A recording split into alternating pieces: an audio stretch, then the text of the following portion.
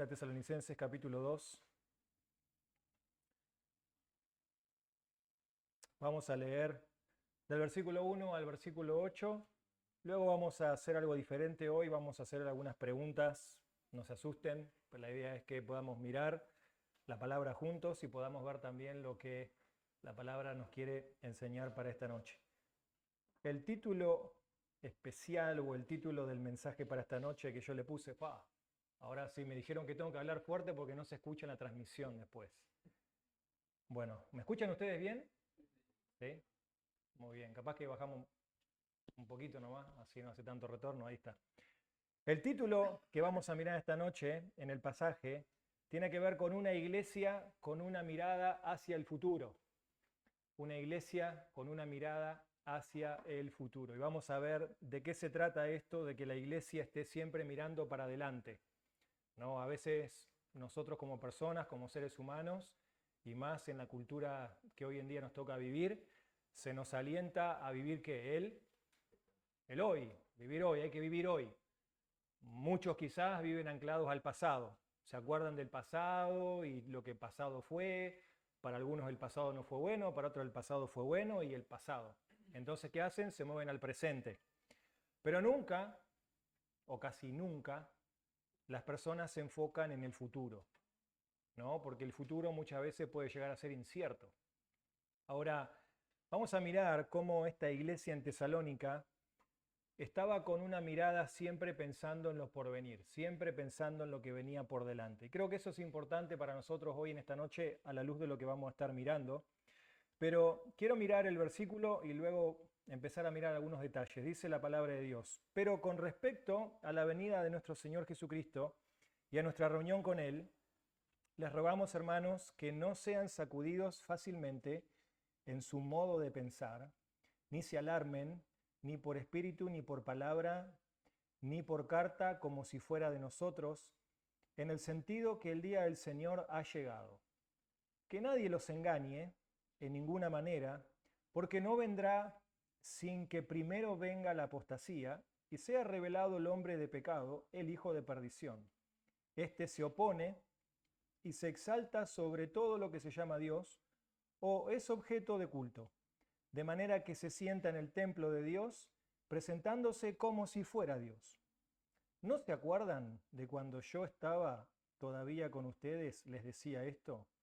Ustedes saben lo que lo detiene por ahora, para ser revelado a su debido tiempo. Porque el misterio de la iniquidad ya está en acción, solo que aquel que por ahora lo detiene, lo hará hasta que el mismo sea quitado de en medio. Entonces será revelado ese impío, a quien el Señor matará con el espíritu de su boca y destruirá con el resplandor de su venida. Hasta ahí la lectura, oramos. Padre Celestial, te damos gracias, Señor, por esta noche.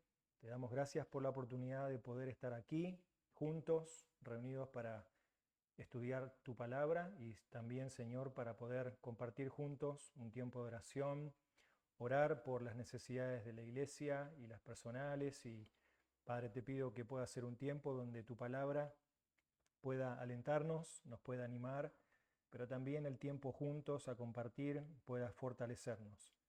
Que, Señor, al venir ante ti pueda ser de ánimo, pueda ser de descanso y paz también para nuestro corazón. Pedimos estas cosas en el nombre de Cristo Jesús. Amén.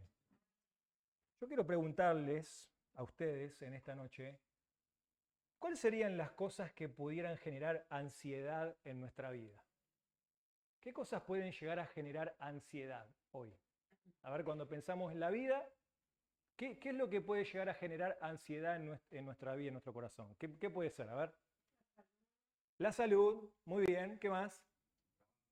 El trabajo puede generar ansiedad. ¿Qué más puede generar ansiedad? ¿Eh?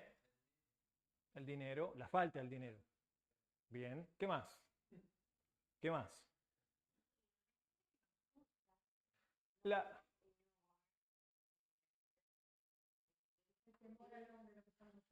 Temor al hombre. Ahí va. Bien.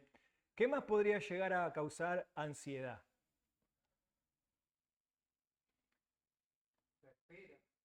La espera, el miedo.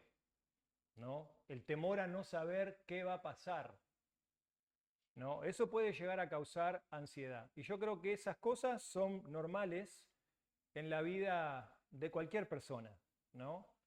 Pero saben que aunque estos temas son normales en la vida cotidiana que se generan ansiedad, también para la vida de una iglesia hay temas doctrinales que pueden causar ansiedad. Temas que tienen que ver con la palabra de Dios pueden causar ansiedad en la vida de una persona. ¿Por qué? Porque, por ejemplo, como nosotros estamos viendo aquí en la palabra de Dios, muchas veces errores de doctrina, no creer lo que la Biblia dice o no entender lo que la Biblia dice acerca de un tema, puede generar cierto resquemor o cierto temor en la vida de un creyente. ¿Qué significa esto? Por ejemplo, cuando pensamos en el futuro, el no saber dónde va a ir nuestra alma el día que partamos de este mundo.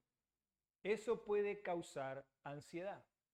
Eso puede causar temor. Hay mucha gente que dice, yo no quiero pensar en lo que va a pasar el día de mañana. Y yo creo que es importante que cada persona pueda pensar acerca de este momento. Y vamos a ver que en el caso de la iglesia aquí en Tesalónica, donde estamos mirando nosotros, había un problema doctrinal. El problema no era que no era importante, pero estaba generando ansiedad y confusión en la vida de estos creyentes porque estaban escuchando otras personas. Y ese es el problema muchas veces que pasa en la vida de una persona, de un creyente, de una iglesia, cuando empieza a escuchar voces que no son la palabra de Dios. Piénsalo por un momento. Cuando nosotros empezamos a escuchar todas las voces que tenemos alrededor y dejamos de escuchar la voz de Dios, dejamos de escuchar la palabra de Dios, lo que la palabra nos dice, muchas veces eso va a terminar generando confusión. Confusión. Y vemos aquí a Pablo que está queriendo animar a los hermanos que están con un tema, y ahora vamos a ver cuál es el problema. Lo está queriendo animar no con algo nuevo, sino con algo que ya saben. Entonces, acá hay un punto clave para nosotros en esta noche. Cuando estamos angustiados o cuando estamos desconcertados, con 1000 voces alrededor nuestro, cuando estamos con un problema y tenemos miles de personas que nos hablan, los parientes, los hermanos de la iglesia, los compañeros del trabajo, la cultura, la Biblia, ¿qué hay que hacer en situaciones como esa? El punto aquí que Pablo va a hablar esta noche no es aprender más, sino es recordar lo que ya hemos aprendido acerca de Dios. Esa es la clave. Cuando uno tiene angustia, cuando uno está preocupado o uno está ansiado por alguna situación, el punto no es aprender o saber más sobre este tema, sino recordar lo que la Biblia ya ha hablado y nos ha enseñado.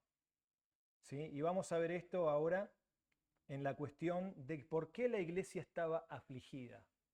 Todas las iglesias tienen problemas, ¿sí? Todas las iglesias pasan por dificultades. Por eso que les hice la pregunta, ¿por qué una persona estaría ansiosa hoy? Todo lo que me dijeron tiene que ver con todo lo que pasa cotidianamente hablando. Pero fíjense que Pablo aborda algo que pasó con doctrina. Y las iglesias también muchas veces pueden llegar a tener problemas de doctrina. No tienen sana doctrina. No practican bíblicamente lo que la Escritura enseña.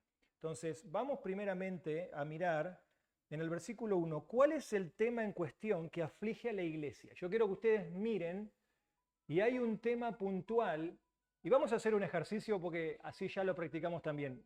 ¿Todos tienen el celular ahí? Ya, agarren, ya que suena, agárrenlo. Y de paso bichean ahí si le mandó un mensaje o no a alguien. Bueno, ahí hagan así esto, miren, así como yo, vieron una notificación, Nadia Ballet, me mandó un mensaje. Ahí le mando así, y lo apagamos el celu, así ahora ya quedamos todos concentrados, escuchando lo que la palabra dice.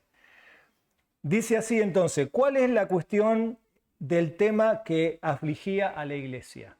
¿Cuál es la aflicción de la iglesia? Miren en versículo 1. Yo quiero que ustedes lo miren por un momento y ustedes me digan, ¿qué es lo que aflige a la iglesia? ¿Qué es lo que le está afligiendo ahora a la iglesia en versículo 1? Dice, con respecto a la venida del Señor y a nuestra reunión, les rogamos que no sean sacudidos fácilmente en el modo de pensar, ni se alarmen, ni por espíritu, ni por palabra, ni por carta. Versículo 3, que nadie los engañe en ninguna manera, porque no vendrá sin que primero venga la apostasía y sea revelado el hombre de pecado, el hijo de perdición. ¿Cuál es el tema que afligía a la iglesia en este caso? 1, muy bien. La venida del Señor. Estaban preocupados por algo que iba a pasar más adelante. Estaban pensando en lo porvenir. Y aparentemente, noten que el versículo es interesante porque la Biblia dice la venida del Señor, no el día del Señor. Son dos cosas diferentes que ya hemos tratado en esta carta en Tesalonicenses en capítulo 5, lo vamos a ver en un momento. No, vayamos a capítulo 4 para mirar esta referencia. ¿A qué está haciendo Pablo referencia que dice, pero con respecto a la venida de nuestro Señor? 4:13. Miren lo que dice 4:13.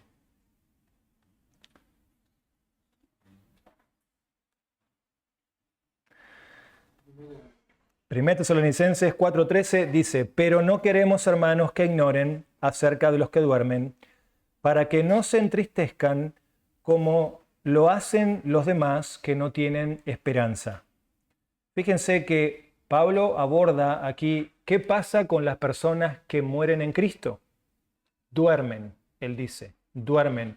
No se pongan tristes por las personas que duermen en el Señor, como aquellos que lloran sin esperanza, como que nunca más los vamos a ver. Desarrolla el tema y dice, versículo 14, porque si creemos que Jesús murió y resucitó, así también Dios traerá con él a los que durmieron en Jesús. Por lo cual les decimos esto por la palabra del Señor, que nosotros, los que estemos vivos y permanezcamos hasta la venida del Señor, no precederemos a los que durmieron. Y ahí habla después cómo va a venir el Señor. Está hablando del arrebatamiento. Entonces, ¿cuál es el tema en cuestión? La venida del Señor. La venida del Señor. ¿Cuál era el problema? Algunos creían que ya habían perdido ese día. Vinieron personas dentro de esa iglesia y decían, ustedes se quedaron. Dios se llevó a los buenos y ustedes se quedaron. Ustedes no han hecho las cosas bien, ustedes se quedaron aquí. Y eso estaba generando ansiedad en las personas, porque las personas seguramente estaban diciendo, bueno, estamos queriendo vivir la vida cristiana como tú nos has enseñado, Pablo, queremos obedecer al Señor, pero aparentemente ahora nos están inquietando, diciendo, ¿verdad?, que ya ese día pasó y que lo perdimos. Entonces, fíjense, ¿qué pasaría si una iglesia o un creyente pierde de vista el futuro? ¿Qué queda para el creyente? Nada. No habría esperanza. Entonces, fíjense la diferencia con un incrédulo, es que el creyente tiene esperanza de un encuentro con el Señor, mientras que un incrédulo no puede tener esta esperanza. ¿Por qué? Porque vive solamente para ¿cuándo? Para hoy. Y aquí Pablo está diciendo, con respecto a la venida de nuestro Señor y a nuestra reunión con Él. Pablo dice, nos vamos a reunir con Jesús nuevamente. Nos vamos a encontrar con Jesús. Por lo tanto, Él ahora, noten en versículo 2, ¿a qué les insta? ¿Qué es lo primero que Pablo hace cuando encuentra a una persona que está desanimada? ¿Qué es lo primero que hace? ¿Le cae con todo? ¿O qué es lo que hace? Fíjense lo que dice el versículo 2. ¿Qué es lo que hace Pablo? En su rol de pastor, en su rol de apóstol, allí, ¿a qué los insta? Dice, les rogamos, hermanos, que no sean, ¿qué? Sacudidos fácilmente en su modo de pensar. ¿Qué es lo primero que Pablo aborda cuando un creyente tiene ansiedad, tiene miedo, tiene incertidumbre acerca del futuro. ¿Qué es lo primero que aborda? ¿Qué es lo que primero que le dirías a alguien que se encuentra en esa situación? Che, dale, cree más. ¿Le dirías eso? ¿Le diríamos tener más fe? ¿O le diríamos que practique lo que ya aprendió? No sean sacudidos, dice, hermanos, les rogamos que en este asunto que les están queriendo enseñar, que ya el día del Señor pasó, no sean sacudidos fácilmente en su modo de pensar. Ya la iglesia había formado lo que ya creía, la iglesia ya sabía lo que creía en este asunto. Y por eso creo que es importante que tú y yo conozcamos la doctrina de la palabra de Dios. Es importante que tú estudies doctrina de la Biblia. Las doctrinas son todas importantes. Muchos dirán, oh, bueno, pero hay unas que son más importantes que otras. El punto es que cuando vengan aflicciones, vengan dificultades, nosotros no seamos sacudidos de acá para allá, sino que estemos fuertes en lo que creemos. Porque es lo primero que va a ser sacudido, la manera de pensar. La manera de pensar. Y Él les dice aquí, ¿no? Dice, no sean movidos con facilidad de lo que ya creen. No es que hay que enseñarles de nuevo, sino que no sean movidos de lo que ustedes ya crean. Ya se les enseñó, ahora deben tener convicción. ¿La convicción cuál es? El día del Señor todavía no llegó. Y Pablo ahora va a explicar, ¿no?, en cuanto a ese asunto. Pero noten qué más le dice. No sean movidos con facilidad lo que creen. Y yo estaba pensando, ¿no? Hoy en día, en la cultura en la cual vivimos, se llama relativismo. ¿Han escuchado eso, el relativismo? No, es relativo, la verdad, esto es relativo. Muchos cuestionan, bueno, esto es relativo, no sabemos si es verdad, no sabemos si tiene la verdad absoluta o no.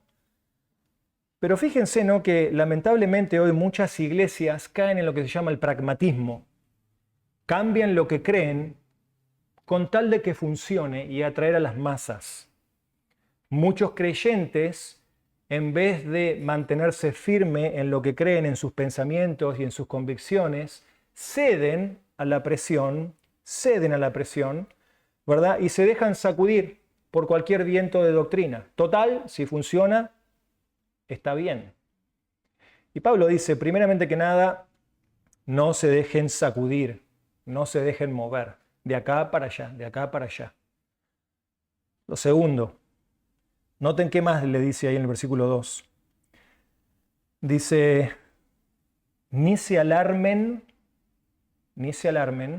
La palabra alarmarse ahí es preocuparse, ¿no? Ni ponerse ansiosos. Dice, no se preocupen, no se pongan ansiosos ni por espíritu, ni por palabra, ni por carta, como si fuera de nosotros. Es como si yo me fuera de viaje y vendría otro pastor y les diría a ustedes, ¿saben? El pastor Mariano dijo esto, esto y esto en la Biblia. Y ustedes dicen, pero qué raro, el pastor en 8 años que está aquí nunca dijo eso. Y ahora de repente viene este hombre y dice que el pastor piensa de esta manera. ¿No se darían cuenta enseguida? Sí, obvio. ¿No se darían cuenta que hay algo que no está bien? Que durante 8 años no dijimos nada de este asunto y ahora de repente vamos a hablar acerca de este asunto. Bueno, eso es lo que aparentemente estaba pasando con estas personas. Venían falsos maestros dentro de esta iglesia y se hacían pasar por apóstoles o por el mensaje de Pablo. Esto lo dijo Pablo, por eso Pablo dice, no se alarmen, no se pongan ansiosos ni por palabra, ni por espíritu, ni por carta, como si esto viniera de parte nuestra. Este mensaje no viene de parte nuestra. Por eso es importante que vos, 2 cosas prácticas esta noche, conozcas tu Biblia y conozcas lo que tu pastor cree. Porque si no, cuando venga otra clase de doctrina, tú no vas a saber cómo enfrentar eso o lo que la iglesia misma cree. Podría venir cualquier maestro y enseñar cualquier doctrina que fuera, entre comillas, bíblica, y uno diría, bueno, está bien. Por eso es importante, Pablo va a reafirmar en un momento más cómo se soluciona este problema. Entonces, ¿a qué los insta? No ser movidos con facilidad de lo que creen. Por eso cada día más tenemos que estudiar la Biblia, entender lo que creemos, practicar lo que creemos, porque eso termina arraigándose a nuestro corazón. No alarmarse y pensar que este día ya ocurrió. Fíjense que Pablo ahora va a calmar el corazón, ¿no? ¿Y de qué manera lo hace Pablo para traer tranquilidad al corazón de la iglesia? Versículo 3 al 8, él lo hace súper práctico y les muestra cómo tranquilizarse, ¿no? Yo imagino, él está en otro lugar, en este momento cuando se escribe esta carta, está en otro lugar con otros hermanos, plantando otra iglesia, recibe nota de Timoteo, recibe un mensaje de texto, una notificación en Instagram, ¡pling! La iglesia en Tesalónica está complicada. Están súper ansiosos, están preocupados. Pablo manda otro mensaje, ¿pero qué pasó? Y no, lo que pasó es que parece que se metieron falsos maestros dentro de la iglesia y dicen que el día del Señor ya llegó. Y están todos mal. Pablo dice, bueno, mandales este mensaje, decirles esto. Uno pensaría, bueno, ¿va a tener que reenseñar de vuelta? Miren cómo aborda en el corazón de este hombre a esta iglesia ansiosa. Versículo 3 al 8. Dice la palabra de Dios. Que nadie los engañe en ninguna manera, porque no vendrá sin que primero venga la apostasía y sea revelado el hombre de pecado, el hijo de perdición. ¿De qué manera Pablo trae tranquilidad? Número 1, provee instrucción sistemática de la Biblia. Y esto es algo práctico para nosotros. ¿Cómo se aborda un problema de creencia o un problema de ansiedad en nuestra vida? Mirando todo lo que el consejo de Dios dice. Hay que mirar toda la palabra. Nunca podemos agarrar un versículo aquí, un versículo allá y otro allá para acomodarlo para nuestra conveniencia. Pablo aquí va a usar algo que es sistemático y sistemático tiene que ver con todo el consejo de la palabra. Va a usar todas las maneras y dice, noten, y a otra cosa, ¿no?, que me viene a la mente mirando y observando el texto, Pablo tranquiliza a la iglesia con instrucción sistemática que ya sabían y adecuada de acuerdo a la necesidad de la persona. Siempre hay que tranquilizar a las personas de acuerdo a la necesidad del momento. No hay que apurarse en decir cosas, sino hay que traer todo el consejo de acuerdo a la necesidad de ese corazón. La iglesia estaba necesitando que se le recuerde lo que ya aprendió. No necesitaba aprender nada nuevo. Y fíjense, ¿no?, de qué manera lo hace. Provee instrucción sistemática y adecuada de acuerdo a la necesidad del oyente. ¿Cuál es la necesidad del oyente? Bueno, un tema de entender, primero, noten conmigo el versículo, de entender lo que había pasado. Pablo dice aquí en el versículo 4, dice, esto no va a pasar del día del Señor, no vendrá sin que primero pase esto. ¿Ven? Tiene que pasar primero ¿qué? Tiene que pasar primero la apostasía. Tiene que pasar primero el momento cuando las personas se aparten. Pablo probablemente está describiendo una rebelión de toda la humanidad contra Dios. Hasta que eso no pase, hay señales, hay marcas que van a pasar en el mundo que uno tiene que ver estas señales y verlas a la luz de todo lo que la Biblia enseña para poder estar tranquilo. No, hoy en día, ¿no?, con todas las guerras que hoy está habiendo en el mundo y todo eso, ¿no?, muchos lo primero que dicen es se viene el fin del mundo. Bueno, tienen que pasar algunas cosas para que se desencadenen los eventos del porvenir. Primero debe venir la apostasía, dice, la rebelión general en todo el mundo contra Dios, y luego en ese momento es cuando se va a manifestar, dice el versículo, noten, el versículo 4, dice, venga la apostasía y sea revelado el hombre de pecado. ¿De quién está hablando ahí?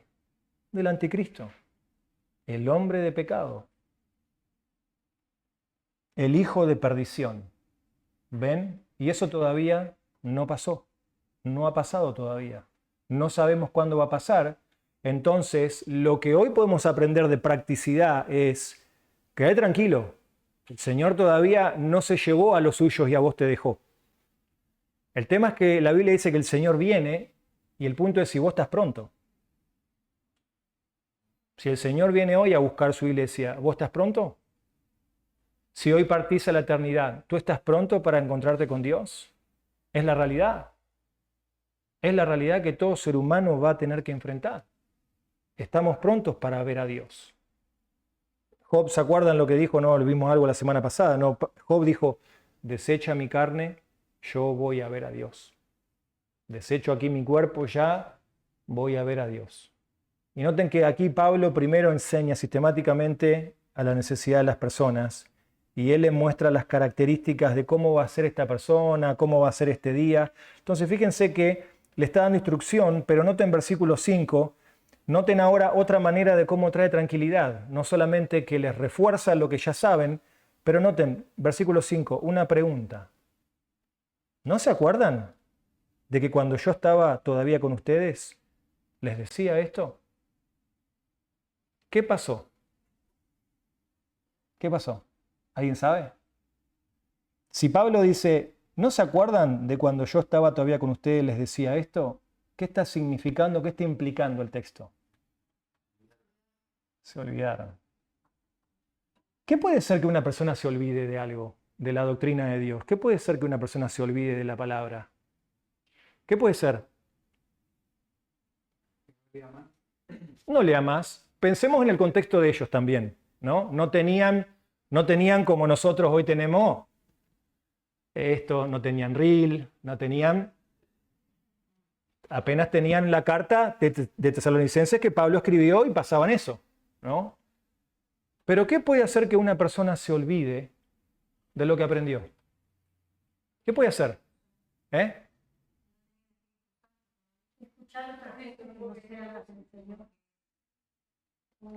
Bien. Escuchar otras personas, bien. ¿Qué más puede hacer que una iglesia se olvide de algo tan importante como esto? Estar centradas y enfocadas en el hoy y en ellos mismos y no practicar la verdad del Evangelio. Cuando uno no practica lo que ya aprendió, esto lo vamos a ver el domingo en Hebreos capítulo 5 y 6, cuando uno no practica, no asimila lo que ya se le dice o lo que ya se habló, es muy factible que eso quede como una enseñanza cognitiva. Ah, aprendí de este tema, sí, pero a mi vida no lo llevo a la práctica. Entonces es muy fácil que esa enseñanza se olvide. Si yo les pregunto a ustedes, vamos a hacer un ejercicio de matemática, liceo de segundo año. Yo cuando estudié en Argentina, ecuaciones y trigonometría, triángulos y todo eso en tercer año. Oh, yo ahora ni me acuerdo nada de eso. ¿Saben por qué? Porque no lo practico. Tengo el conocimiento cognitivo de lo que es, pero no tengo el conocimiento experimental de lo que es vivir a la luz de la palabra de Dios. Y fíjense que ahí le está diciendo, y no los está retando, sino que la manera de tranquilizar es, hagan memoria. Hagan memoria de lo que ya saben, no tienen que aprender, no tienen que ir a un curso nuevo de FEU para aprender esto, no tienen que ir a algún lugar especial. Recuerden lo que hablamos. Recuerden, dice, ¿no se acuerdan de que cuando yo estaba todavía con ustedes les decía esto? Me gusta esa palabra, les decía esto. ¿De qué les hablaba Pablo? Pablo les hablaba del porvenir. ¿Se dan cuenta? El pastor habla de lo que va a pasar, del evento por venir. No solamente Pablo les habló de cómo vivir la vida cristiana práctica en el presente, ustedes se acuerdan eso, ¿no? Cuando vimos el tema del amor en la iglesia, vimos de cómo vivir vidas ordenadas, vimos de ocuparse cada uno en sus negocios, en las cosas cotidianas, vimos todo eso. Pero otro aspecto de Pablo fue hablarles, esto va a pasar después, y es lo más importante. Es lo más importante. No solamente provee instrucción sistemática, sino que recuerda la instrucción sistemática ya enseñada. Si uno quiere ser transformado por la verdad de la palabra de Dios y no se quiere poner ansioso, debe practicar la palabra de Dios. Debe hacer lo que la Biblia dice. Y una de estas cosas era pensar en el día del Señor, animarse en el día del Señor. Y fíjense de qué manera más práctica todavía redirige esa ansiedad hacia el corazón de una iglesia tranquila. Les enseña, les hace recordar y hace algo más práctico todavía. Miren versículos 7 y 8. Describe ahora cómo todo va a terminar. Y dice versículos 7 y 8, porque el ministerio de la iniquidad ya está en acción. Ya vemos que hay mucha maldad en el mundo, ¿no? Te preguntás durante todo este tiempo, ¿por qué tanta mal? ¿Por qué si Dios es bueno permite el mal? ¿Has escuchado esa pregunta? Bueno, el misterio de la iniquidad ya está en acción, solo que el que por ahora lo detiene, lo hará hasta que él mismo sea quitado de en medio. En otras palabras, va a haber un momento donde Dios va a quitar el freno y va a ser un desenfreno total. Para eso los creyentes ya no van a estar. No tienen que estar preocupados porque los creyentes no van a estar porque van a tener su día con el Señor. Pero noten lo que dice ahí el versículo, cómo Él los anima. Versículos 7 y 8. Dice, entonces será revelado ese impío, el anticristo, a quien el Señor matará con el espíritu de su boca y destruirá con el resplandor de su venida. ¿Cómo tranquiliza Pablo a esta iglesia? Le redirige la mirada hacia el carácter de Cristo. Si hay algo que puede traer tranquilidad a nuestro corazón en momentos de angustia, de aflicción, de ansiedad, es redirigir la mirada hacia el carácter del Señor. Mirar a Cristo. Fíjense que no hay otra forma práctica de que esta iglesia se tranquilice y deje de escuchar esas voces, sino que Pablo les dice, esto va a ser así, no se preocupen que esto va a pasar así. ¿Y se acuerdan cuando yo ya les hablé de esto? Pero además, miren a Cristo. Dice, cuando esto pase, dice el Señor. Fíjense, ¿cuál es el aspecto que Pablo destaca del carácter de Cristo? La soberanía, el Señor. No es cualquiera el que va a venir a lidiar con este problema, es el Señor.